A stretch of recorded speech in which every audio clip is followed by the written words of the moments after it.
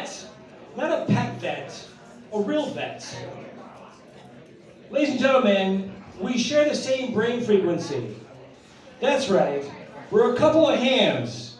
I hope you're ready for the real Alexander Harris.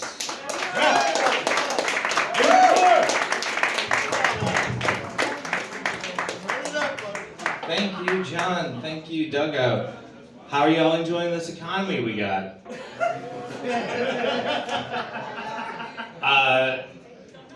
With the state of the economy, I like to believe in magic, which is why I like to think of Kurt Cobain as an alchemist. Because he took lead and turned it into a golden legacy. Oh, shit! Right now his ghost is up there going, what the fuck, man, shots fired.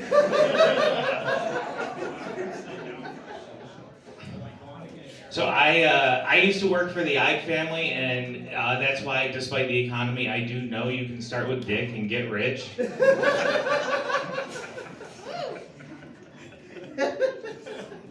So I don't know how many of you have ever been told you should walk a mile in somebody's shoes before you judge them, and your first thought is, yeah, but they probably can't walk a mile in their own shoes. Sometimes people are hesitant to laugh at that because they think it's a fat-shaming joke, but it's not, don't worry. It's a joke about a paraplegic.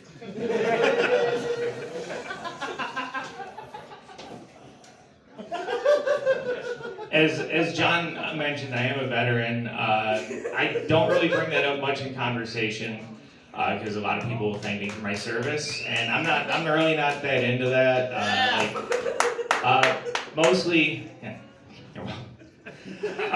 mostly because a lot of my service consisted of destroying infrastructure in other people's nations, and it's kind of fucked up because we got perfectly good destroyed infrastructure here at home.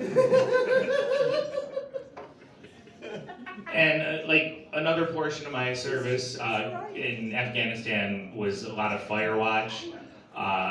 And by that I mean I had to referee a lot of pew burning competitions. It was a boring deployment. So I was in the Marine Corps, and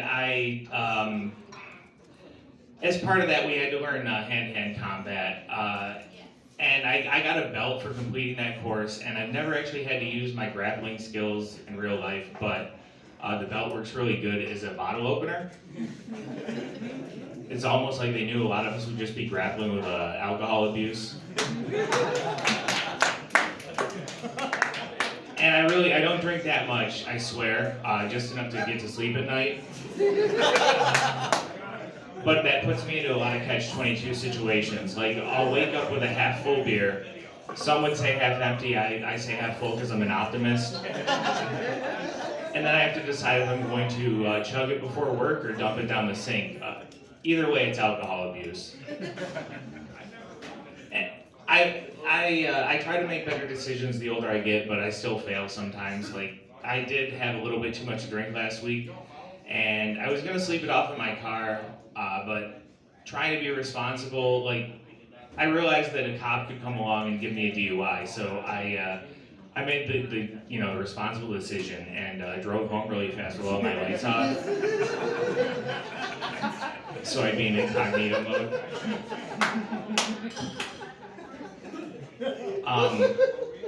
I've made a lot of mistakes in my life. I started pretty young. At 5, I had to learn the hard way that it's easier to get into trouble than it is to get out of trouble.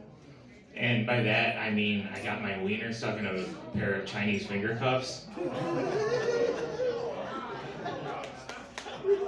It was pretty rough. It cut me deep. Like I wasn't circumcised before that.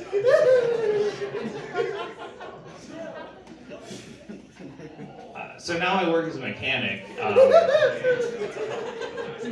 It's a pretty cool job.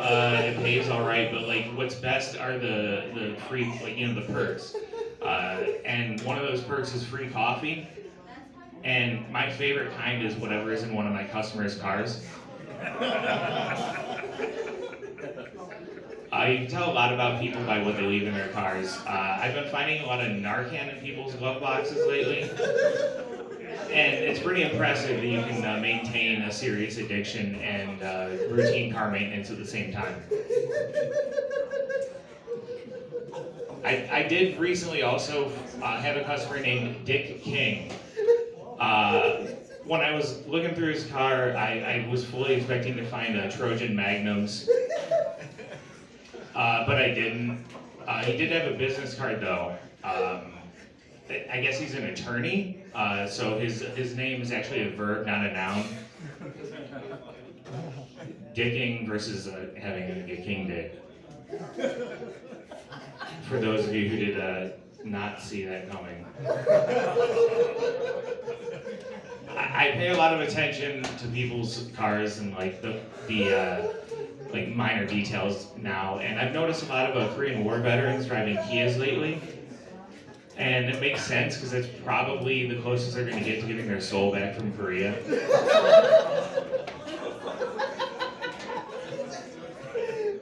Like I said, I make a lot of mistakes, and I did recently buy a Magic 8 Ball, but it's not one of the shake-up ones. It's more of a scratch and sniff, so it doesn't give me fortunes, it just cost one. I've had to take a vow of poverty, even though I'm not religious, but that's just because I'm afraid to have enough money to develop a really bad cocaine habit. And part of the reason for that is that like dating sucks right now. And I did once meet a girlfriend over a line of cocaine, Lady in the Tramp style. But instead of a cute kiss, it ended with us like cracking our skulls together because we were both railing the line. But it's cool because we wound up dating for several months afterwards because our scars aligned.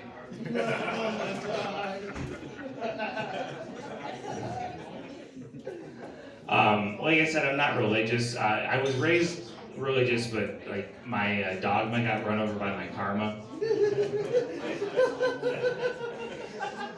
But I do still read the Bible, and I recently, after reading the Bible, realized why why the Christian church has such a big issue with the gay agenda, and I think it's because it's competition. Like they're supposed to be the fishers of men.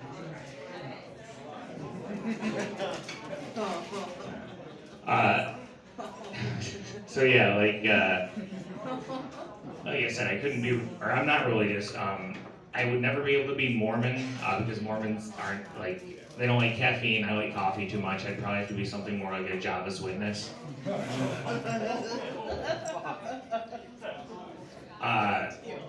So I do care about my happiness. So I'm in therapy.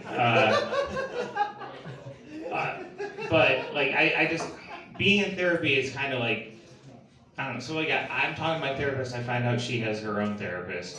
So I got his number. I'm talking to him and I find out he's got his own therapist and I got their number. And now I'm just working my way up the chain trying to find the therapy kingpin. Mostly I just want to know why, if like money can't buy happiness, your rates are so fucking high. But my therapist wants me to work on my commitment issues. And because dating sucks, I think I'm going to give hard drugs a try again. So I've been taking all the Narcan I find. I'm trying to build up my tolerance to heroin. I'm calling it Preparation H now.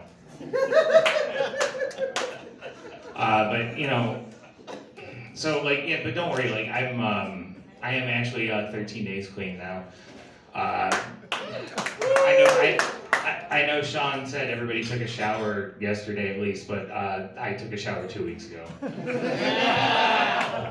right, thank y'all very much. Hey!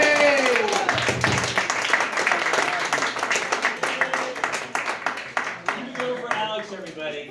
Yeah, baby. Alexander Harris.